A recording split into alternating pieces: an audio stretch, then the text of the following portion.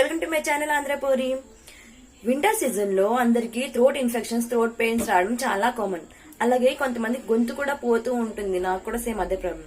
So అలాంటి వాళ్ళందరికీ కషాయం ఎలా తయారు చేయాలో, వాటిలో ఇంగ్రీడియంట్స్ ఏమేమి వేయాలో అనేది ఈ వీడియోలో నేను మీకు చూపించబోతున్నాను. ముందుగా మనం స్టవ్ ఆన్ చేసుకొని ఒక గిన్నె పెట్టుకుందాం. ఇందులో కొంచెం వాటర్ యాడ్ చేద్దాం.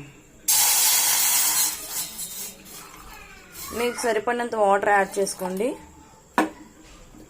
వాటర్ ఇప్పుడు బాగా బాయిల్ అవ్వాలి.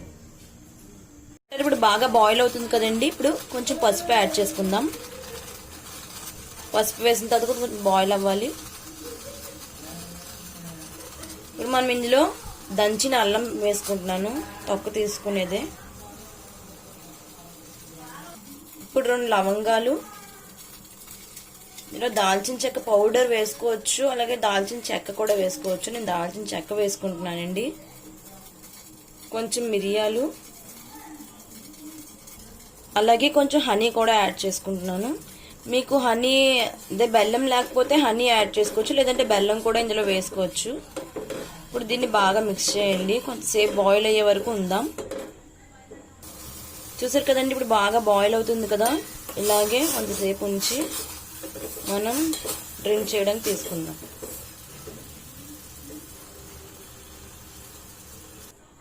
ఇప్పుడు మనం వాటర్ని ఫిల్టర్ చేసుకుందామండి.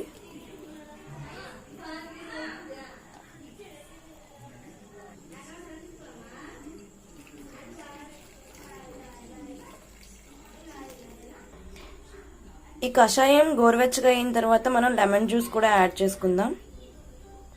యాడ్ చేసుకొని ఇది బాగా మిక్స్ చేయాలండి. ఇప్పుడు ఈ కషాయం తాగడానికి రెడీ అయిపోయిందండి. చూసారు కదండి కషాయం ఎలా తయారు చేయాలో. ఈ వీడియో మీకు నచ్చినట్లయితే లైక్ చేయండి, షేర్ చేయండి, సబ్స్క్రైబ్ చేయడం మాత్రం మర్చిపోకండి.